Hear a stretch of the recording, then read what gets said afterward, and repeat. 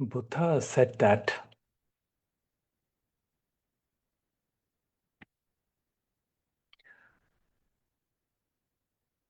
the quality of our relationships outside depend on the quality of our relationship with ourselves.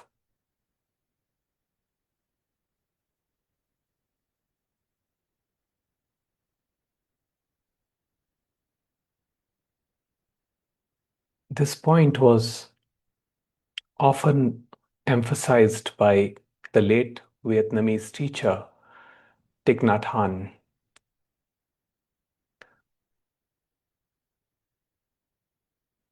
where he said that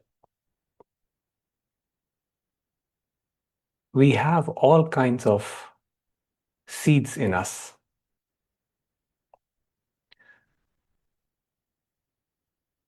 Seeds of hate, resentment, jealousy, anger, love, kindness, compassion, tenderness.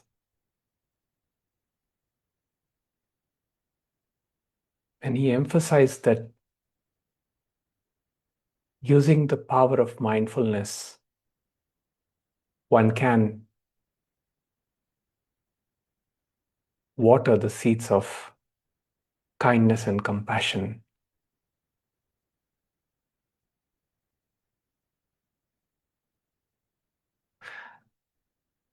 But first, compassion has to be with the self.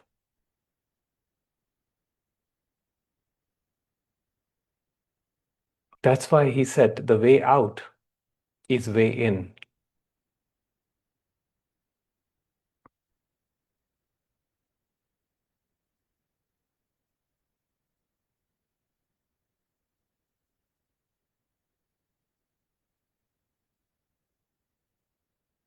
I was listening to one of his talks, and there was this lady who asked Thich Nhat Hanh that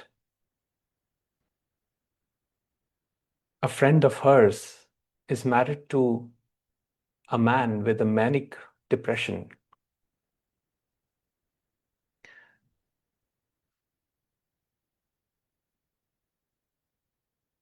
And he's so compulsive that he has physical relations with other women and does not take care of the children or tend to the responsibilities. And she asked, "What should my friend do?"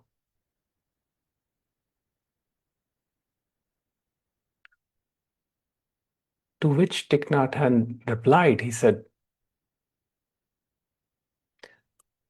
rather than giving an answer like stay or leave, he said that first thing is to develop the seeds of compassion within.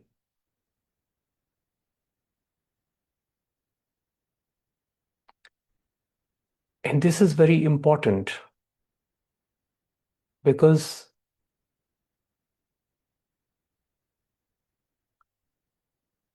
if we are not in presence, we are not even capable of knowing what we really want.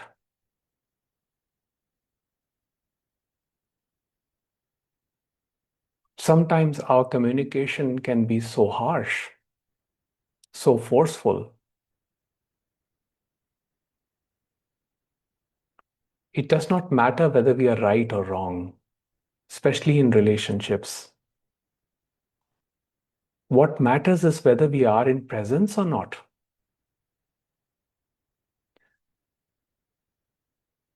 That means, are we completely with ourselves or not? If we are divided while we are having communication, then usually there is no communication happening.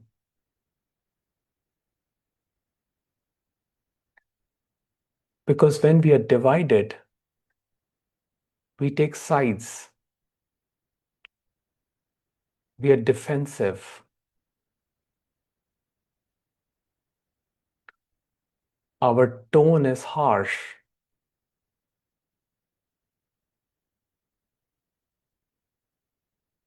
and usually our expression is exactly the opposite of what we are trying to convey. Somebody can appear in anger, in aggression, but the message underneath could be, I need help. I'm in a terrible anxiety right now. I need support. But they may lash out. And in that lashing out, that message is lost.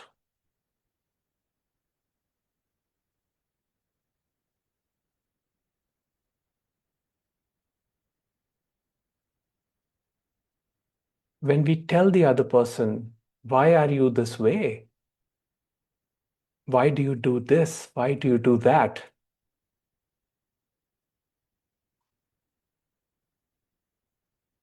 We are usually not able to get the message across. But if we are softer, if we are gentler, if you are kind, and also I think in psychology, they say use the word I. I feel a certain way. Talk about yourself, how it impacts you, then the probability of message going through is much higher.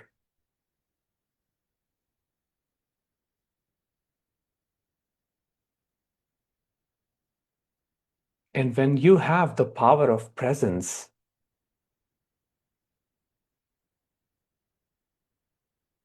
and sometimes the support of a spiritual community,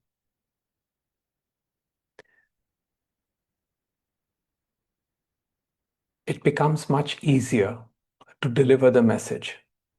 So, what Thich Nhat Hanh essentially told that lady was that first, have compassion for yourself, which meant operate with presence, with mindfulness, so that you can make an informed decision.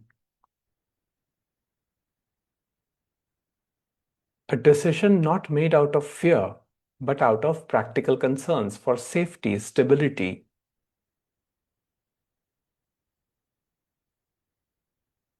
After that, try with compassion.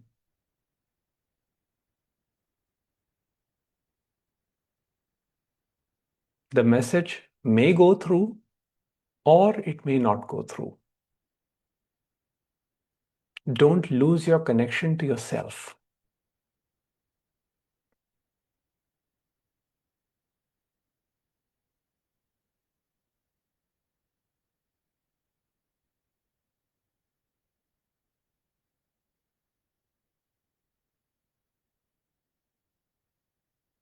That way, we learn to keep the door of the heart open. The only thing is, the only condition is that the door is small. So one has to bend the head to enter in.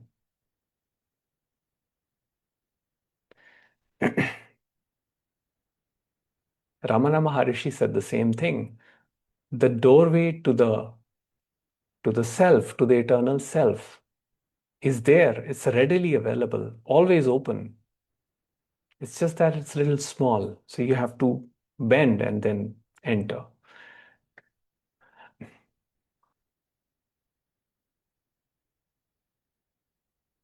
Sometimes in our encounters with people,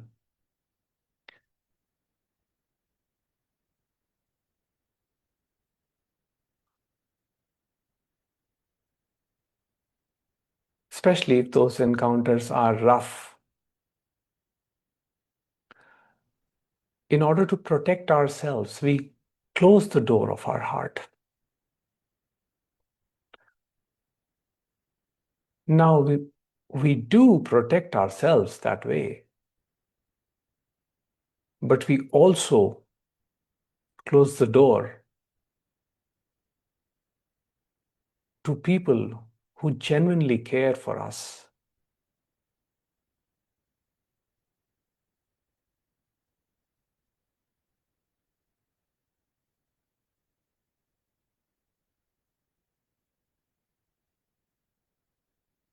Therefore, presence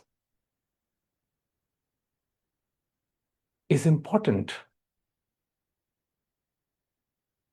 Being here and now is being present. And this becomes a lifelong sadhana, a lifelong practice. There is no other magical trick or tip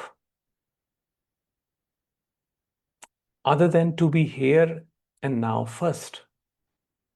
Because here is where it starts. After that, you can do breathing, you can do yoga, you can do pranayama, or you can do any other thing that helps you regulate regulate your nervous system.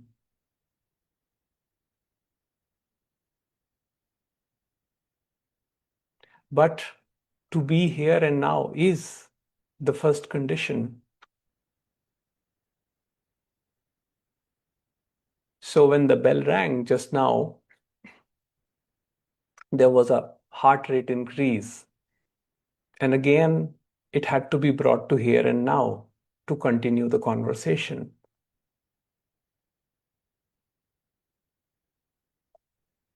This is practice. While engaging with people, you will often find that when they are talking and when they are saying things that you do not resonate with, sometimes your heart rate may increase, the anxiousness may increase. Bringing yourself back here and now gives you the space and the opportunity to tap into the presence again.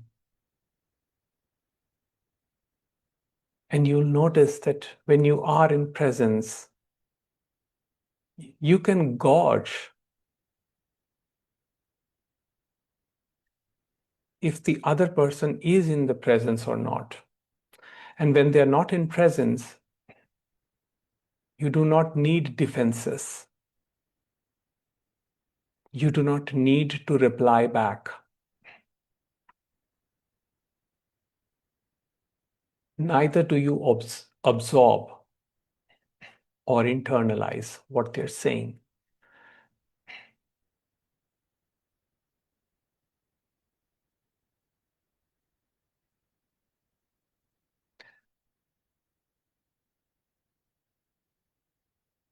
But when we allow the mind to play its favorite game,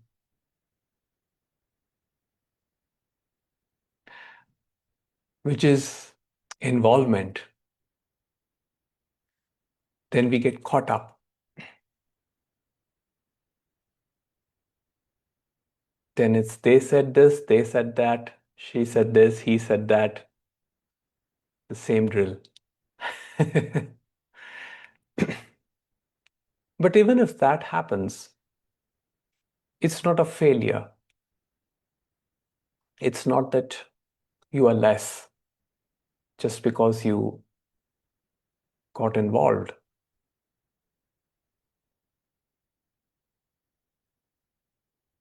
Even the masters would get involved sometimes. But it was momentary.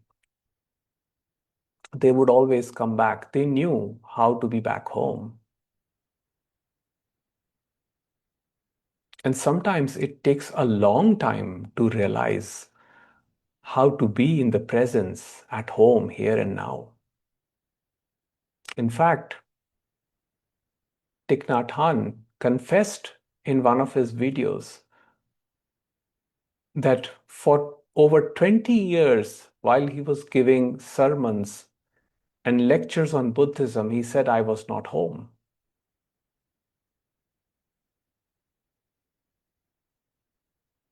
He said, I was still in the protection of my Sangha and I was still relying on them. And I still wanted things to be my way.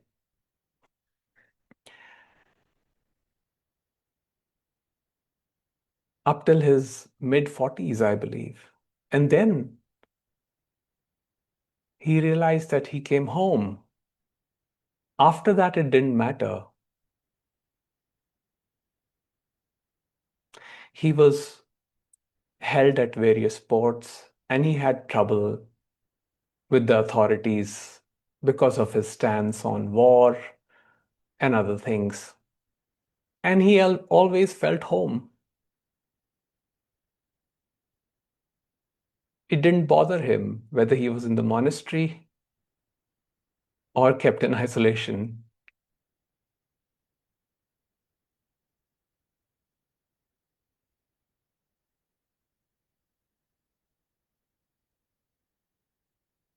This is what happens when we discover the power of being here and now in the presence.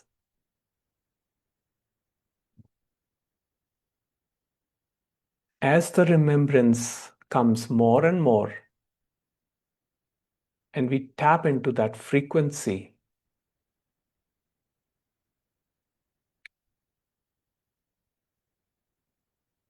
we start to lose the mind, the thinking, fragmented mind. And life becomes more and more spontaneous.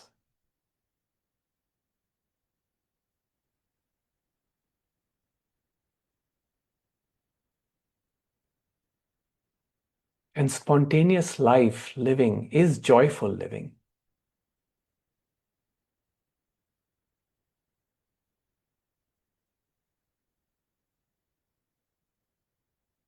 And spontaneous doesn't mean impulsive or reckless.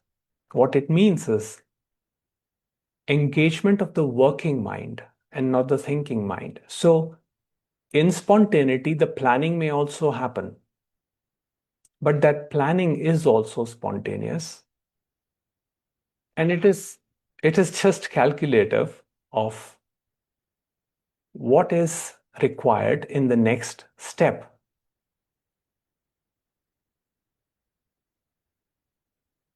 I think today universe is testing me with the bell rings.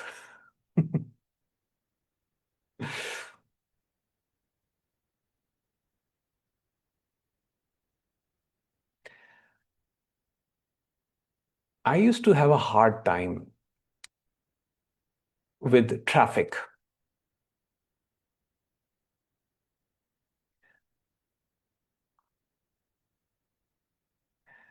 And I tried a lot to escape New Delhi's traffic because it was bad. And I did escape New Delhi's traffic,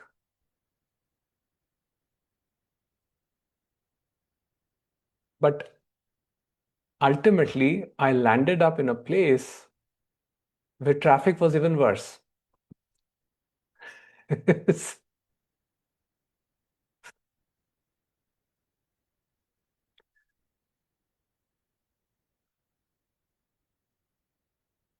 This has been a life lesson.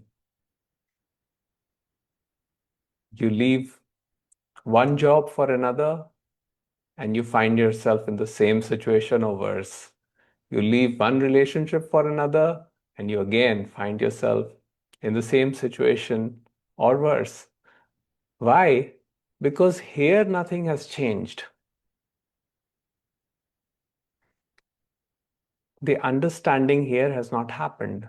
So one falls into the same dynamic. And the whole exercise, whole effort is to just change the other, mold the other into my imagination, and put this condition on the universe. The little me puts the condition on the universal I that once that I want somebody who understands me,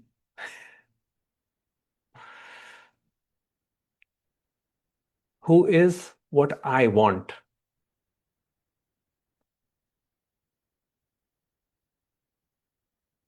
But the problem is that me doesn't even know what it wants.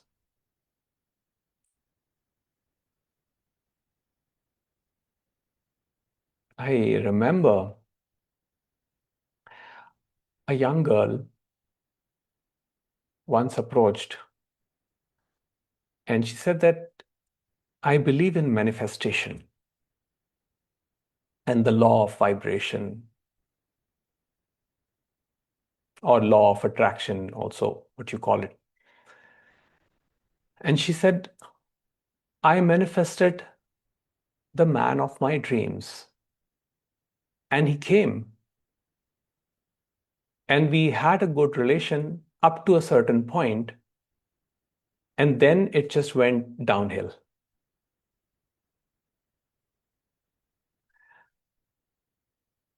And she said, I got what I wanted, but there's no peace. Why is this happening?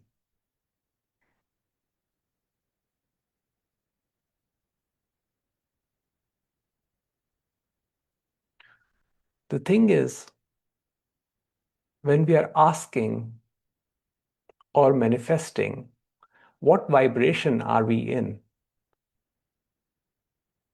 To just put it into a concept, the universe doesn't listen to our words, it listens to our vibration. And when the vibration is presence, which is the subtlest form, then usually no words or no thoughts are required. That is the highest vibration. And in that, what you get is the ultimate, is what really brings peace and joy.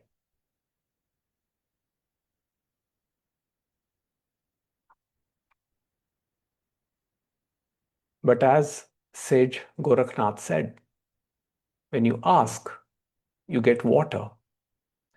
When you snatch, you get blood.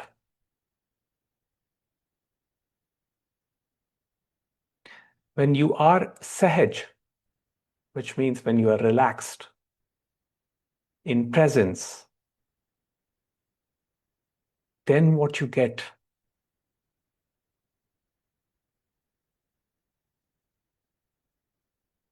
is what you really, really need.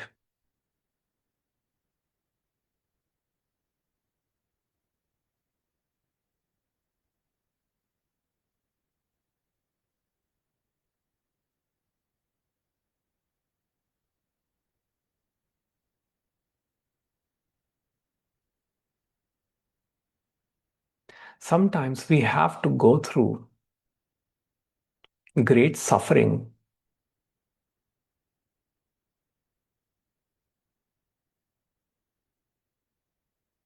in order to be able to tap into presence. Or as Thich Nhat Hanh would say, that for flowering to happen, sometimes one has to get deep into the garbage.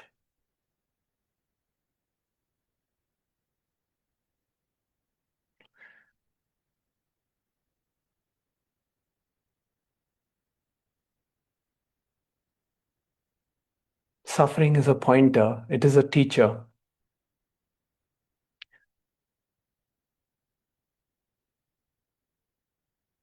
And we try to escape it.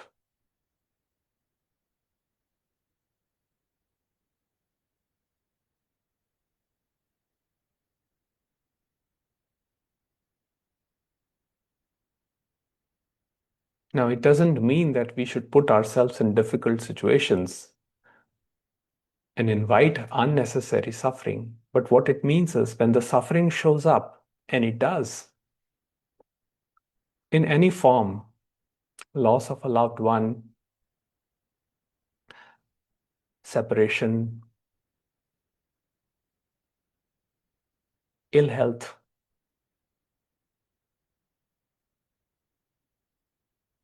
or in any other form,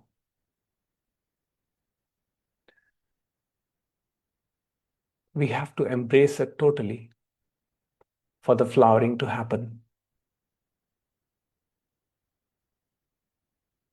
It is only the escape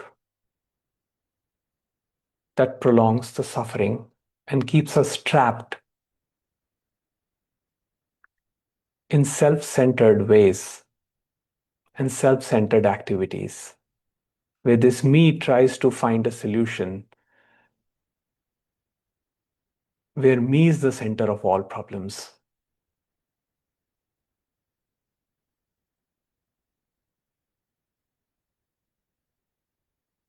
So J. Krishnamurti would say, can we be free of this me-centric movement?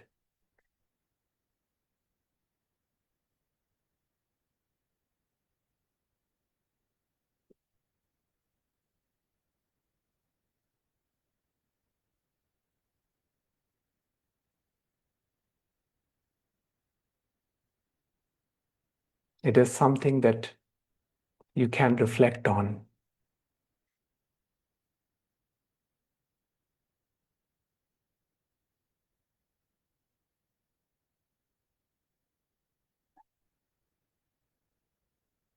The only practice or non-practice, whatever you want to call it, is simply being here.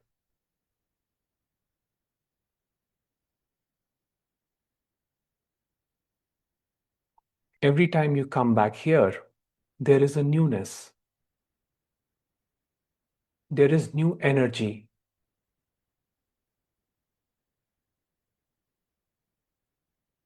And your body then is bubbling with that energy, new energy,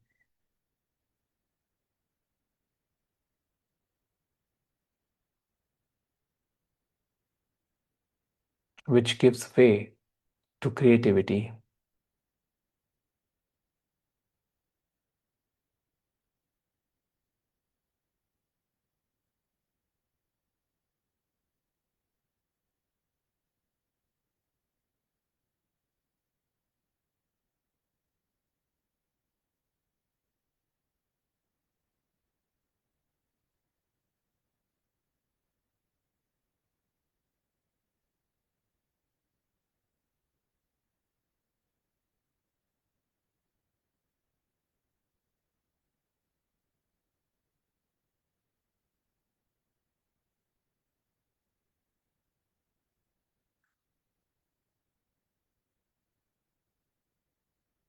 All right, we can take questions.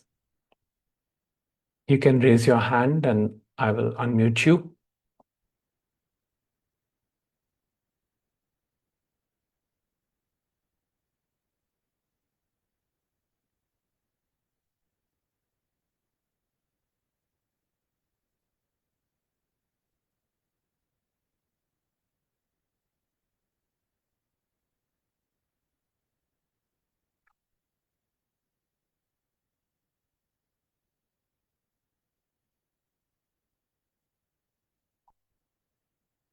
Yes, hi Martina. Hello. Hello, how are you? I don't know how to answer that question. It seems to change every, I don't know, 1 or 2 minutes. Um, there's there I think I want to report just a little bit about the passing of my brother. He passed let go of his pain body in February, April. And it was probably one of the most horrible uh, stripping away of the hidden that I didn't even know was there. Um, because it was surrounded by the way that I was conditioned to be the helper and the caregiver, that it took me nearly a year and almost starting to believe that I was going to die. Oh. That was a sense of it. Mm-hmm.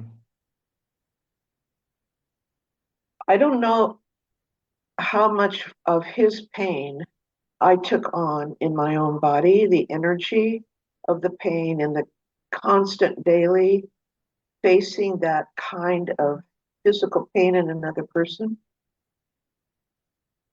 is happening around the world, but it feels individual and my problem and me. So it stripped away so much of me, the helper, and it was a real painful death for me.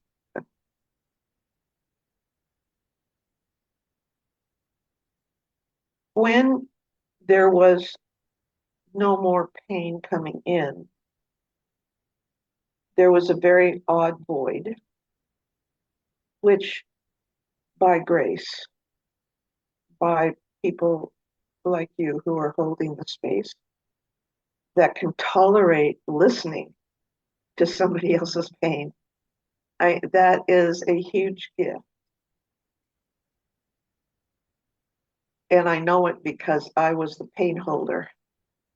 I know the experience of what it takes, but the fear of holding the space for someone in pain, that I'm going to die because of the pain. So the me just was disassembled in a very um, rude way. But the gifts, as I began to heal through coming back to here,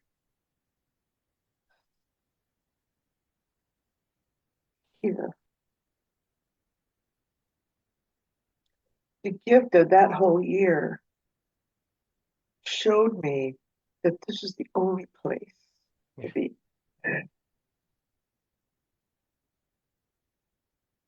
And yet, the ego mind is so strong. It's just, if it starts to feel like it's really losing its grip, it'll come up with something else.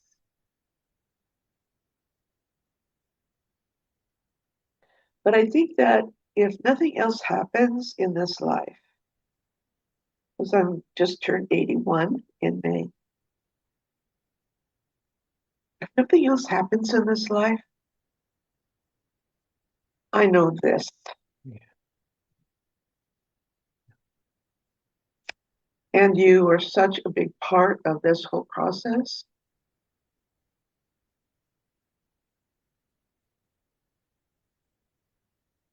You hold the space of truth.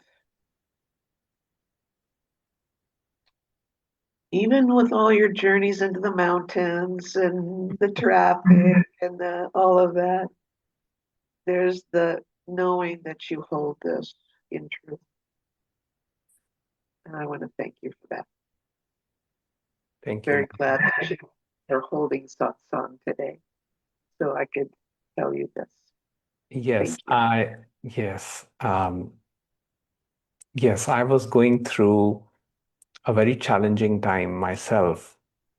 And I won't go into the details, but yes, I needed some seclusion because life can hit us. And when it hits hard. It doesn't matter what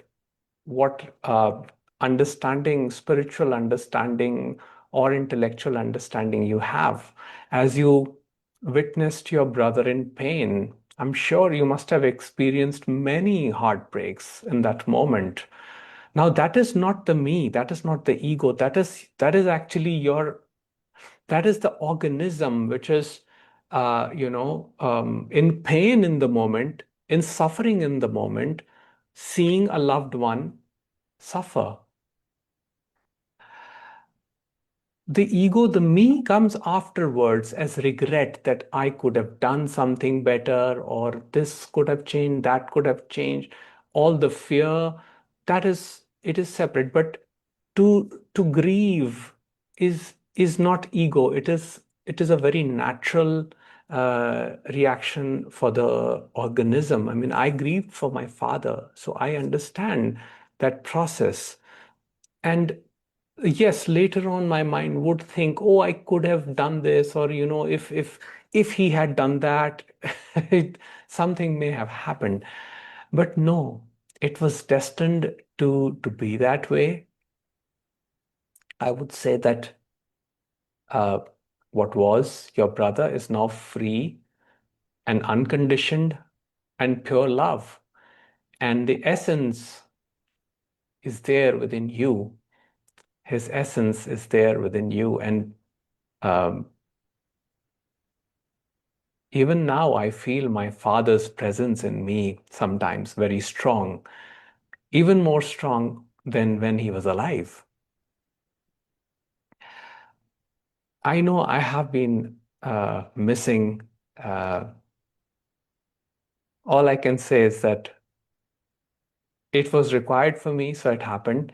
But I think I'm planning to be regular now because I Oh no, the am planning. I am planning to be You're regular planning, now. oh no. Yeah. So That we have a saying here. hopefully, yes, it's We have okay. a saying here. If you want to make God laugh, you make your plans. Yes, exactly.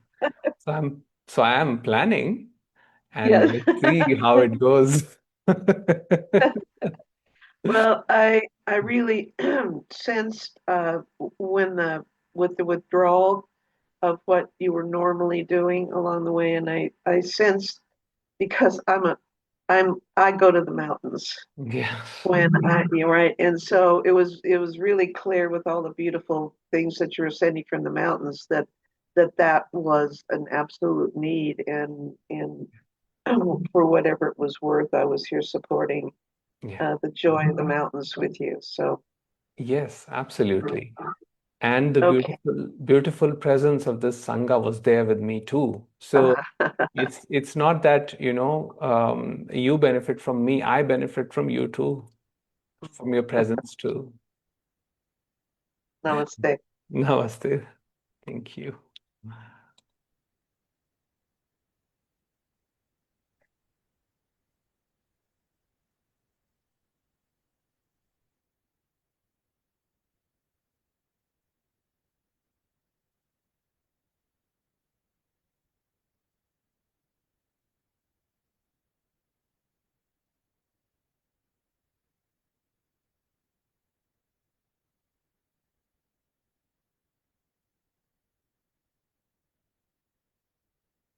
Any more questions or sharing?